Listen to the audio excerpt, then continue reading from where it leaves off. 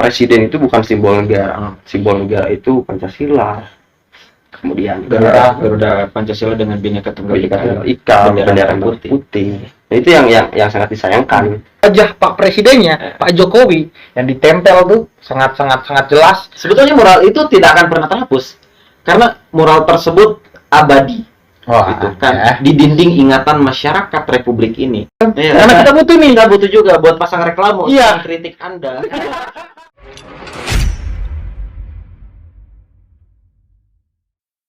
Assalamualaikum warahmatullahi wabarakatuh. Kembali lagi ke Ruang Pikiran TV. Jadi teman-teman, sebelum mungkin ke pembahasan, alangkah lebih baiknya karena memang di sini ada orang baru nih di video ini. Saya ingin memperkenalkan saja nih, karena teman-teman harus ketahui, beliau-beliau di samping saya ini adalah orang-orang cerdas, orang-orang yang memang mempunyai pola pikir terkait dengan bangsa yang begitu luas, hasanah sejarah pun sama, sangat luas gitu kan. Dan juga mereka mempunyai jabatan yang strategis. Strategis karena telunjuk mereka teman-teman itu bisa membawa perubahan. Apalagi yang di tengah saya. Coba mungkin bisa diperkenalkan. Jadi perkenalkan, nama saya Abdul Mugni. Kawan-kawan bisa ataupun teman-teman bisa panggil saya Mugni. Kenapa pada akhirnya Putra menjustifikasi bahwa saya ini adalah orang penting karena saya telah diberikan mandat oleh masyarakat Universitas Juanda Bogor untuk menjadi pemimpin di tatanan eksekutif tertinggi yang ada di kampus. Mungkin itu. Ya, kalau di samping nih mungkin yang kelihatan sebagai orang nasionalisme gitu kan, yang cukup tinggi pakai peci hitam. Gila nih. Ini Jojo Bung Karno. Ya kan? Ya, kalau aku akrab dipanggil Ben. Nama bagusnya Ruben Grazie Bentian. Dan hari ini aku di FISIP ya, di Fakultas Ilmu Solidaritas dan Ilmu Pergerakan. Bukan Fakultas Ilmu Sosial dan Politik ya? Juga kan, Ilmu Solidaritas dan Ilmu Pergerakan. Dan hari ini sebetulnya aku sudah ketika Pak Pres ini dimandati oleh rakyat untuk menjadi presma di kampus. Kalau aku didapuk oleh beliau agar menjadi Menteri Menlukam, Menteri Luar Kampus. Oh. Berarti cukup bicara cukup strategis dan cukup bisa membawa sesuatu yang baru ya, sesuatu yang fresh di tingkatan kampus maupun teritorial khususnya. Harusnya. Ya, saya mempercayai itu. Kalau kalian di samping saya, kenapa diundang? Karena saya mempunyai trust gitu kan. Kalian bisa membawa perubahan lah. Karena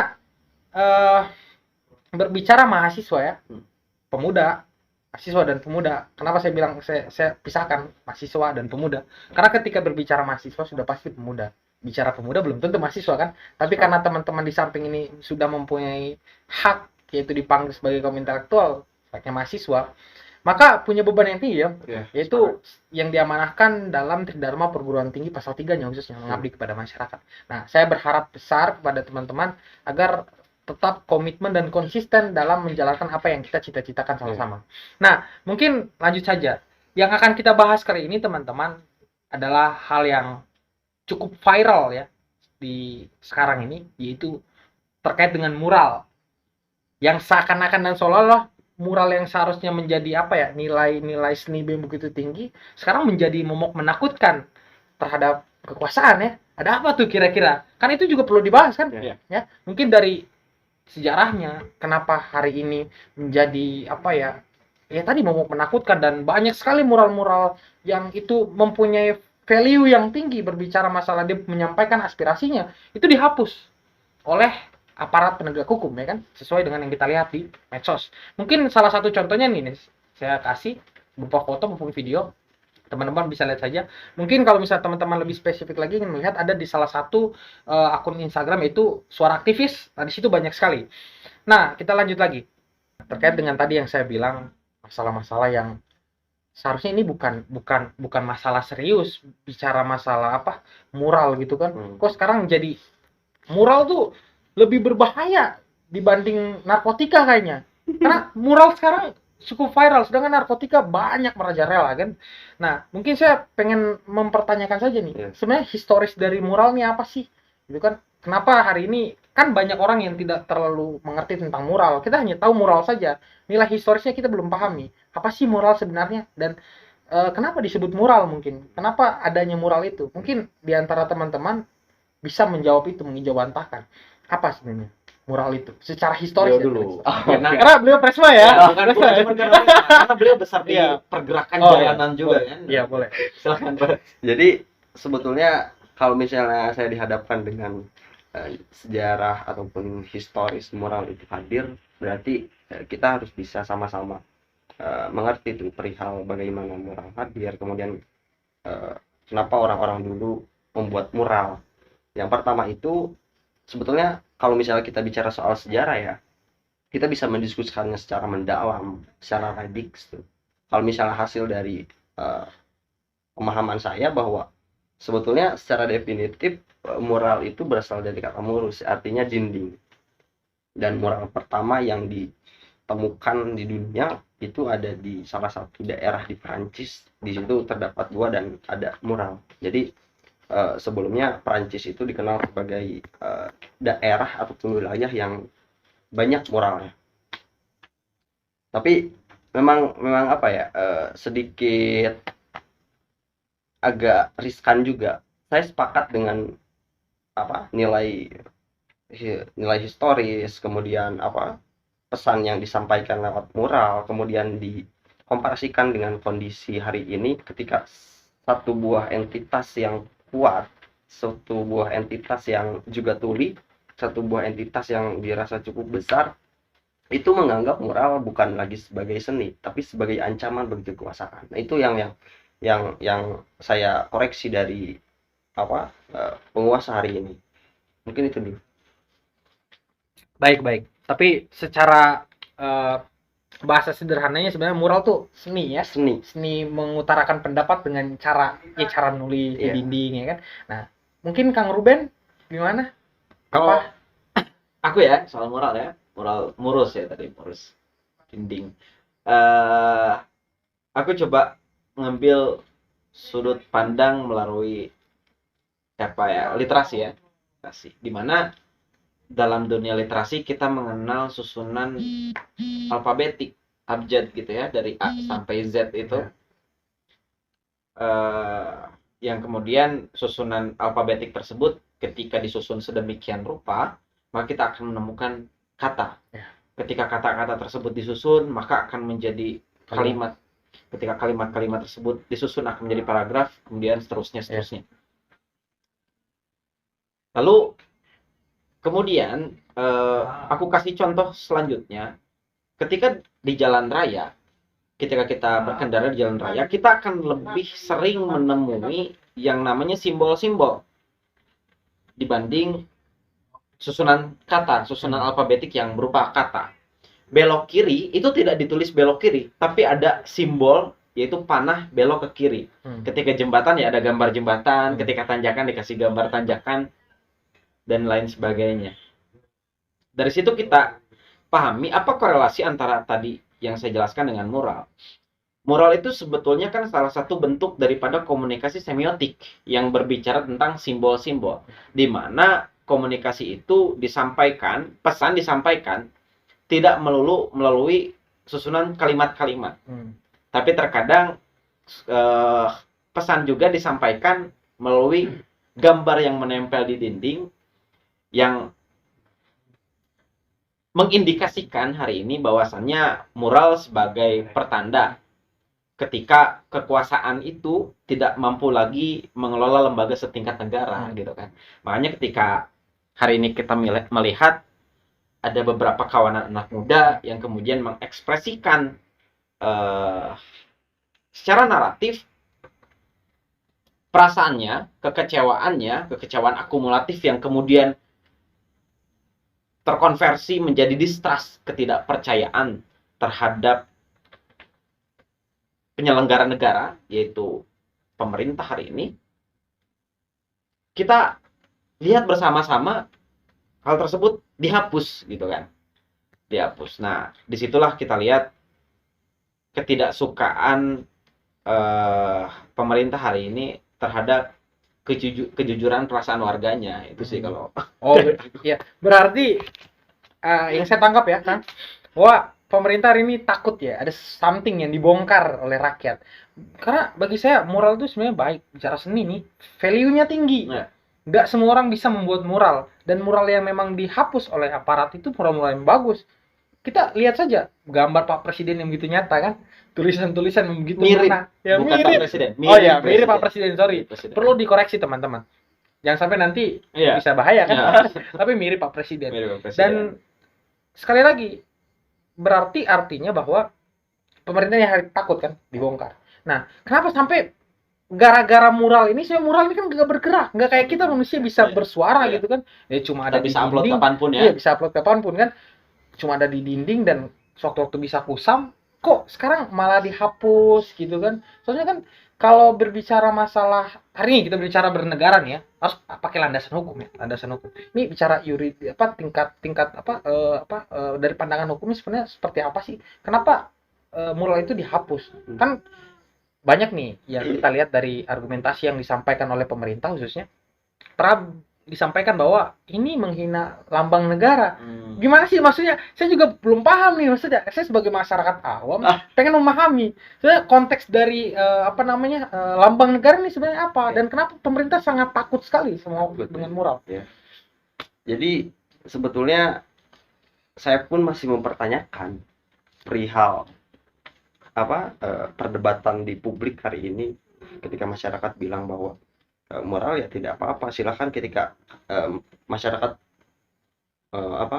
mempunyai keinginan untuk menggambar sebuah tembok, menggambar sebuah lukisan di dinding, dan kemudian ada lagi dari penguasa bilang bahwa ya itu istilahnya mengganggu ketertiban umum. Saya lihat di beberapa media itu mengganggu ketertiban umum, dan kemudian tercetuslah sebuah bukan argumen tapi tindakan gitu ya.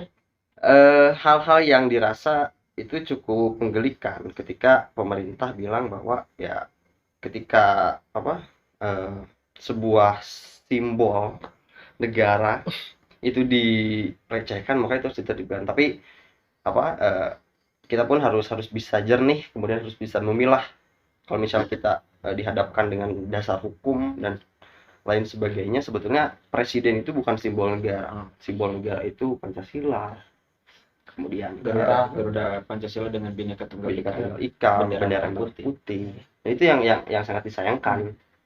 Dan presiden bukan bagian dari itu. Presiden bukan bagian dari simbol negara. Tapi kenapa pemerintah nih bilang ngotot banget nih bicara masalah Pak Presiden, wajah Pak Presidennya, Pak Jokowi yang ditempel tuh sangat jelas. Dan sekarang sih udah dihapus sih sebenarnya. Kenapa pemerintah sangat ngotot untuk menghapus itu? Sebetulnya mural itu tidak akan pernah terhapus karena mural tersebut abadi. Gitu kan, di dinding ingatan masyarakat Republik ini tentang bagaimana ketika sebuah entitas kekuasaan melihat sebuah kritikan dan menanggapinya dengan cara-cara yang tidak bijak. Itu yang perlu kita garis bawahi ya, soal mural dan moral gitu. Tapi saya rasa sekarang ingin membedakan moral dan moral cukup terlihat nyata ya. Yang moralitas yang tinggi adalah mural yang ditulis oleh masyarakat, dan moralitas yang rendah adalah moral yang dihapus oleh penguasa.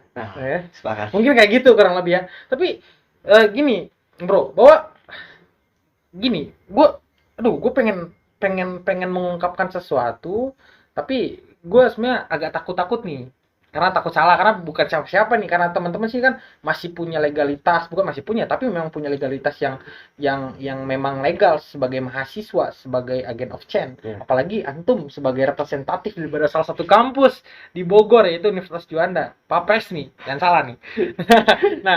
Nah, maksud saya bukannya di negara kita negara yang demokrasi nih, bebas artinya. Kok kenapa sekarang seakan-akan kebebasan itu hanya sebatas wacana, sebatas argumentasi yang sering kita sampaikan? Kenapa tuh kira-kira? Apa penyebabnya sehingga terjadi seperti itu? Sebelum saya menjawab langsung kepada pertanyaan yang Putra ajukan, saya ingin mengkomparasikan nih rezim hari ini dengan rezim Orde Baru. Sebetulnya kalau misalnya kita bicara soal kebebasan, rezim Orde Baru adalah rezim yang mengekang kebebasan tersebut. 32 tahun orang-orang yang hidup di bawah demokrasi palsu itu merasakan bagaimana terkekangnya media, kemudian bagaimana terkekangnya orang-orang yang menyatakan pendapat, lidahnya itu dipotong kalau kata Suhoki ya. Bicara soal demokrasi, kebebasan, tapi ketika orang-orang menyatakan pendapat, lidahnya itu dipotong. Media itu ya sebetulnya di zaman Soeharto selama 32 tahun memimpin rezim otoriternya, media itu langsung diberedel dengan atas dasar instruksi. Ketika mengganggu kekuasaan ataupun mengganggu ketertiban umum, itu media diberedel. Kemudian kita komparasikan lagi ketika hari ini adanya transisi zaman ataupun transisi kekuasaan. Transisi itu kan secara definitif keluar dari masuk ke keluar dari Orde Baru masuk ke reformasi. Reformasi kita udah sama-sama tahu lah bagaimana para reformis, kemudian para pejuang mahasiswa, unsur-unsur lainnya mengembalikan marwah Indonesia supaya tidak terkekang lagi. Tapi nilai-nilai historis, kemudian pertumpahan darah, kemudian hal-hal yang sudah ditumpahkan oleh para pejuang reformasi kini telah dikhianati oleh pemimpin hari ini. Ketika hari ini kita melihat mural, ketika hari ini masyarakat menyamakan keadaan lewat satu buah tulisan di dinding, Tuhan kami lapar. Sebetulnya itu esensinya ya pemerintah nih udah lalai. tahu, pemerintah lalai. Iya. Masyarakat kenapa gak dikasih makan, kebutuhan primernya kenapa gak dipenuhi? Iya, benar. Saya pun setuju dengan apa yang dikatakan Bung Ben perihal mural ini dihapus, tapi secara esensi dia tidak. Secara simbolik oke, pemerintah bisa mengecat tuh menurunkan aparat penegak hukum yang melanggar hukum. Jadi aparat penegak hukum melanggar hukum. Aduh, gimana tuh negara kita kalau kayak gitu? Ya, itu jadi Itu penertib yang harus ditertib. Ya. Oh iya. Dan cara penertibannya kayak gimana kira-kira Bung Ben? Gimana tuh, Bung? Menertibkan penegak yang tidak tertib. Itu kita bicarakan di luar ini ya. Oh iya, nanti kita bicarakan. Mungkin pasca dari ini kita mendiskusikan soal itu Iya, ya. itu. Nanti karena konsolidasi kan tidak boleh terbuka ya. Oh iya dong. Mereka tahu. Oh iya. Bahaya nanti ketika kita sudah ngasih clue, bukan clue tapi clue ya. Iya. Kita ngasih clue di video ini, takutnya nanti ada yang ngetok. Iya. Misalnya gitu. Ya, Halo? yang nggak jauh beda lah sama. Iya. Mas Putra, ikut saya kan. Pak, bukan saya doang, Pak. Ada Enggak tertib ini. Enggak. Ayo, lanjut. Mungkin iya itu sih, Put.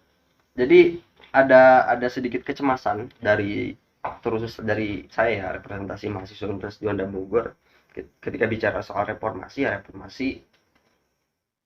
udah dikhianati oleh para pemimpin. Kebebasan diberangus, mural dihapus. Itu sih yang saya sayangkan. Mungkin pandangan Bung Ben yang selaku yang penganut nasionalisme yang begitu tinggi gitu. Yuridis ya. Iya, gini teman-teman. Saya nih memandang Bung Ben ya, ketika pertama kali melihat beliau ada ada jiwa kepemimpinan. Bicara pemimpin sesuai yang dikatakan oleh sosok Raminoto, guru dari seorang pendiri bangsa ya. Seorang pendiri bangsa gitu kan, salah seorang pendiri bangsa. Bisa gitu. Ketika itu yang menjadi seorang pemimpin yang besar, pemimpin yang besar, maka menulislah seperti wartawan dan berbicara seperti orator. Dan Bung Ben ini salah satunya. Menulisnya loh bagus lah, bisa diuji. Mungkin kalau teman-teman mau uji saja di salah satu sosmed beliau, nanti saya tulis di bawah ya, salah satu bagian marketing promosi. Oke. Siapa tahu mulai dari sini follow-nya bertambah kan. Kita nggak tahu kan. Walaupun konten-konten pencerdasan biasanya dikit yang penontonnya. Biar sedikit. It's okay lah. Coba lanjut. Nah, kalau aku berusaha mengambil sudut pandang yuridis ya, soal sudut pandang hukum terhadap moral. Sebenarnya aku bukan mau ngambil sudut pandang hukum yang ditetapkan negara kepada warga. Tapi aku melihat moral ini adalah sebuah hukuman.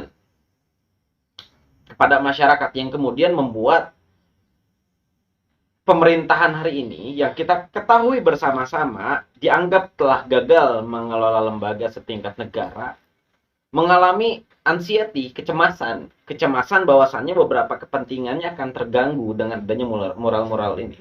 Karena mural-mural ini aku lihat pesan-pesan yang menempel di tembok warga, juga tembok ingatan warga negara, ini memiliki kesempatan besar untuk memberikan polarisasi kesadaran, di mana kesadaran yang terbangun secara kolektif tersebut memiliki kemungkinan besar di kemudian hari akan menggoyangkan kekuasaan mereka. Itu makanya hadirlah ketakutan tersebut. Kalau kita coba kita tarik sudut pandang ya.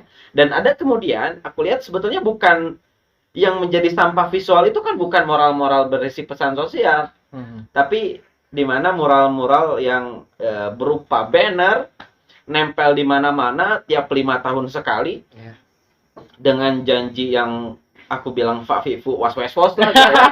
Manis ya ini ya. Manis. Makanya hati-hatilah. Nah. Makanya Indonesia ini kan salah satu negara dengan tingkat diabetes yang tinggi. Karena terlalu banyak diempani oleh janji-janji manis para calon penguasa. Nah, gitu sih, itu lebih mengganggu buat aku dibanding mural-mural yang dilukis oleh para pemuda. Banner-banner yang ditempel oleh orang-orang yang hasrat yang begitu besar ingin membucahkan orgasme di atas kursi kekuasaan, itu yang buat aku lebih meresahkan dibanding mural-mural itu. Berarti artinya mural-mural yang memang hari ini sempat viral yaitu 2024 itu tuh harus diturunkan atau harus dihapus dengan kita masyarakat? Makanya nanti kita warga ini bisa buat skema baru, yaitu kita patungan. Kita pasang muralnya berupa di reklame-reklame itu. Iya. Kita buat mural di reklame itu, siapa yang mau nurunin? Aduh, kalau masih diturunin juga berarti kan kelihatan. Ada, yaitu tadi aku bilang bukan cuma kecemasan, tapi juga ketakutan terhadap sesuatu. Betul. Kuasa takut pada rakyat. Karena ya memang mau bagaimanapun kekuasaan tertinggi di tengah rakyat. Ya, di tengah lingkungan yang memiliki iklim demokrasi, kita harus pahami bahwasannya kekuasaan tertinggi itu selalu dipegang oleh rakyat, gitu kan. Untuk pemerintah yang mungkin ya bakalan lihat video ini bahkan mampir di channel, coba tolong dong sumbangan gitu kan. Karena kita butuh nih. Kita butuh juga buat pasang reklame untuk mengkritik Anda. Karena kita lah kontrol sosial sejati ya kan. Kita oposisi sejati. Ya kalau semua di antara partai-partai tersebut melakukan rekonsiliasi politik, ya biar masyarakat yang jadi oposisi lah. Iya, santai kan? Iya, benar-benar. Mungkin cukup dulu sampai di situ ya. Coba sebelum menutup, mungkin saya pengen ada kesan dan pesan nih di antara teman-teman. Karena setiap orang pasti punya pemahaman terkait dengan masalah itu masing-masing, punya solutifnya masing-masing. Coba mungkin dari Pak Pres dulu nih. Bukan saya mau menekan enggak, tapi harus saya juga kadang agak aduh Pak Pres dulu, saya sambil nyiapin. Gimana Pak Pres? Kesan dan pesan mungkin. Iya, kesan dan pesan ya, terutama teruntuk pemerintah. Sebetulnya saya agak cukup menyayangkan ya, ruang publik itu diisi oleh pesan-pesan politik, yang dimana pesan-pesan politik tersebut tidak ada langkah konkret selanjutnya. Ketika kita hari ini bicara soal ruang publik, itu seharusnya diisi oleh kritikan-kritikan yang hadir daripada para pekerja seni lewat mural, tetapi di samping itu ada para politisi yang memanfaatkan ruang publik untuk menjadi medium komunikasi publik mereka, komunikasi politik mereka kepada masyarakat. Nah, yang sangat saya sayangkan ya itu. Dan kesan dan pesan saya mungkin lebih aktif mengkritisi, tapi mengkritisi itu tidak hanya sebatas kita turun ke jalan. Lewat mural pun itu ada salah satu kritik yang bisa membuat pemerintah itu merasa panas kursinya. Mungkin Kang Ruben gimana? Dari aku ya. Kalau bicara kesan dan pesan terhadap pemerintah atau apa nih? Iya. Atau ya kalau kesan terhadap pemerintah ya nyaris tidak ada kesan yang baik gitu ya. bisa. Sabi itu. Nyaris tidak ada kesan yang baik, yaitu bercanda. Di sini nggak apa-apa kayaknya. Diplomatis aja. Ya. Gini Pak. Kesannya adalah aku merasa selama sekian tahun aku hidup di Republik ini, kemudian terbangun sebuah kesadaran baru daripada pemahaman yang sebelumnya dibangun oleh Pramudia Anantatur. Oh. Di mana kata ayah Pram ya, ayahnya kita semua, Ayahanda.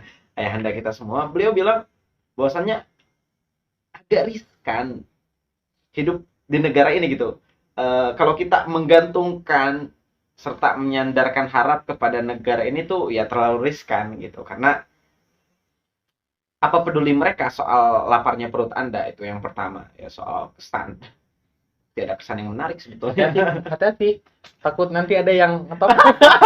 Ya berarti itu kan menunjukkan, Oh, ya, menunjukkan benar, bahwasannya, benar. ya kalau misalkan aku dianggap tidak tertib, tolong Iya. tunjukkan caranya yang tertib itu seperti apa. Benar. Apakah menertibkan harus selalu dipukul? Apakah menertibkan harus selalu dipenjara?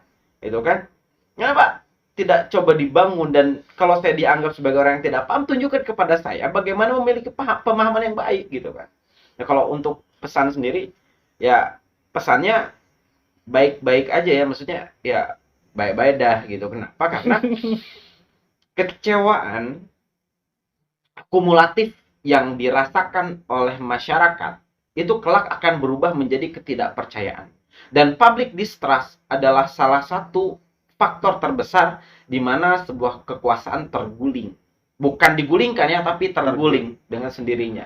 Mungkin cukup sekian yang bisa kami diskusikan ya, kami sampaikan. Saya cukup berterima kasih kepada Bang Mukni Oke. dan Bang Ruben. Ini Bang Sama-sama. Mukni. Ingat-ingat kalau ketemu di jalan ini Presma Universitas Juanda. Tangkap!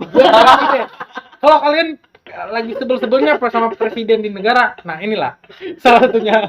Bukan salah satunya, tapi nggak apa-apa, beliau aja. Salah satu antitesis dari kekuasaan. Iya, ya. Mungkin sekian. Terima kasih teman-teman sudah menonton video ini. Saya akhiri dengan ucap mungkin sebelum salam kita kepalkan tangan masing-masing. Mungkin Pak Pres lah yang mimpin. Nah. Ya kan, Pak Pres yang mimpin.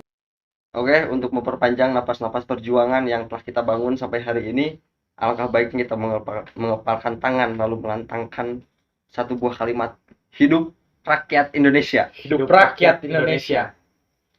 Oke, cukup sekian. Thank you for watching. Assalamualaikum warahmatullahi wabarakatuh.